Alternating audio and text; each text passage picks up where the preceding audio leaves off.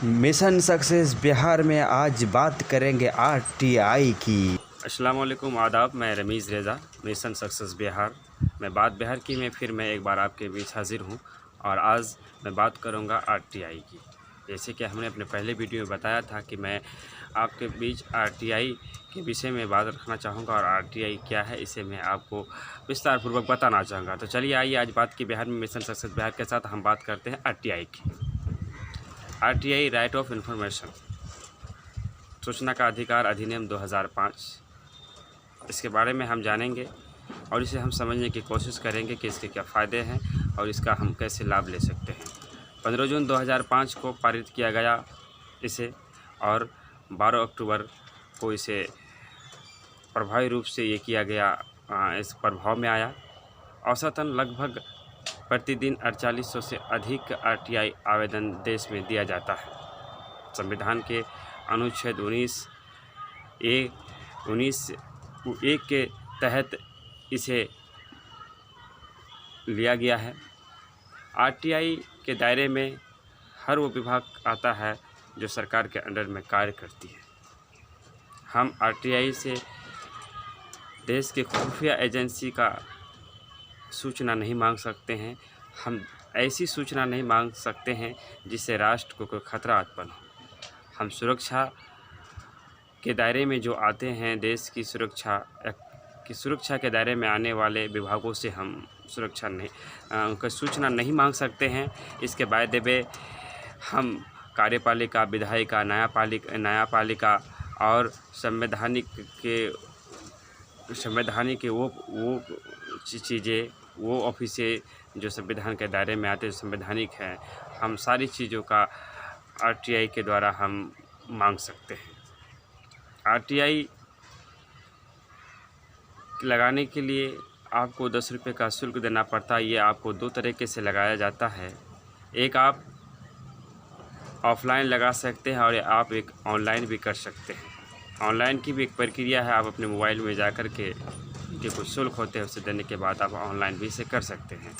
और ऑफलाइन के लिए आपको एक सादा कागज़ लीजिए, उसमें आप आवेदन लिखिए। आपको एक चीज़ महत्वपूर्ण है, यहाँ आपको ध्यान देना होगा कि आप किस विभाग की जानकारी लेना चाहते हैं, आप किस के लिए आरटीआई लगा रहे हैं, आप उसी के नाम का आवेदन लिखें तो बेहतर होगा। हालांकि आप दूसरे विभाग में भी आपकी आरटीआई का फॉर्म चला जाता है तो नियम तो ये है कि वो उस विभाग को उसको सबमिट कर दे, उन्हें ट्रांसफ़र कर दे, लेकिन ऐसा होता नहीं है। इसलिए आप ये ध्यान रखिए कि आप जिसके लिए आरटीआई लगा रहे हैं, आप पंचायत में लगा रहे हैं, आप थाने में लगा रहे हैं, आप ब्लॉक में लगा रहे हैं, आप किस विभाग में लगा रहे हैं, आप मनरेगा में लगा रहे हैं, तो उस विभाग का हर विभाग में एक आरटीआई का होता है, लोकपाल होते हैं, उसे ही आपको उसके नाम का आपको विषय में रखना है। ये चीज़ हमें ध्यान देना है कि हमने आरटीआई का जो फॉर्म है लिया और मैंने उस पर जो हमने लिखा, हमने जिसकी रिपोर्ट मांगी, लेकिन हमने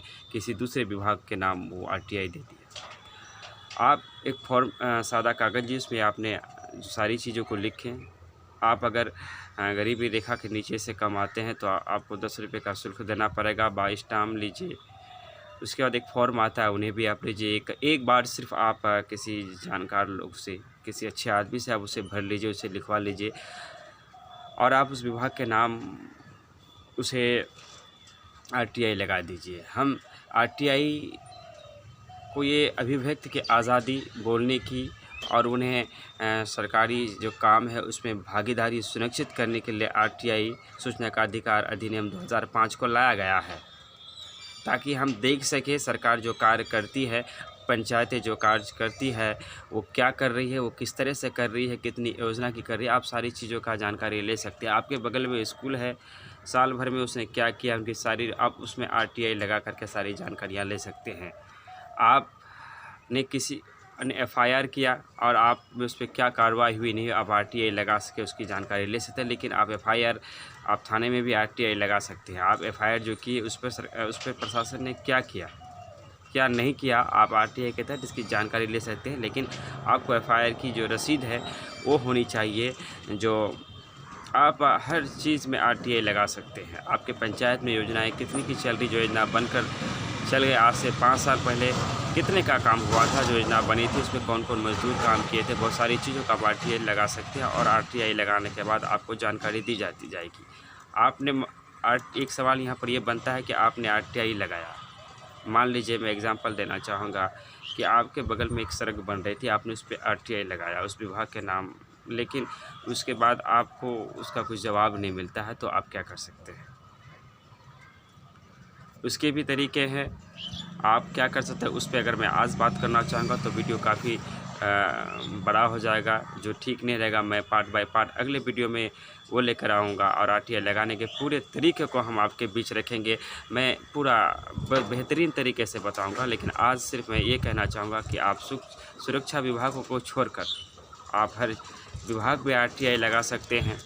आपको जिस विभाग में भी शक हो, सरकार ने इसे इसलिए लाया है कि भ्रष्टाचार पर अंकुश लगे, रिश्वतखोरी कम हो और नागरिकों को उनका हक मिले। और जो काम है, राजीव गांधी ने कहा था एक बार कि अगर सरकार की ओर से अगर 100 रुपया आता है जनता के लिए, तो जनता तक पहुंचते पहुंचते वो 30 रुपया हो जाता है और 70 रुपये ख़त्म हो जाते हैं। ये सच्चाई है। इसी चीज़ को रोकने के लिए RTI को लाया गया है। हमें RTI लगानी चाहिए। हमारे वार्ड में 5 साल में क्या क्या काम हुए और कैसे हुए, हमें एक आध बार वो लगा करके हमें उसका डिटेल, हम भारत का नागरिक है, हमें अधिकारों का प्रयोग कर सकते हैं। अगर आपको RTI के बारे में विस्तृत जानकारी चाहिए, कैसे लगा सकते हैं, आप हर विभाग में लगा सकते हैं। आपके बगल में नदी है, कोई वहाँ से बालू उठा रहा है, आप RTI लगा कर जानकारी ले सकते हैं। आपको शक है कि कोई ये नौकरी कर रहा है, तो इनकी सर्टिफिकेट ठीक है नहीं है, आप RTI लगाकर सारी जानकारी आप ले सकते हैं। RTI के बारे में आपको अगर और कोई विशेष जानकारी चाहिए तो आप हमें कमेंट बॉक्स में बता सकते हैं।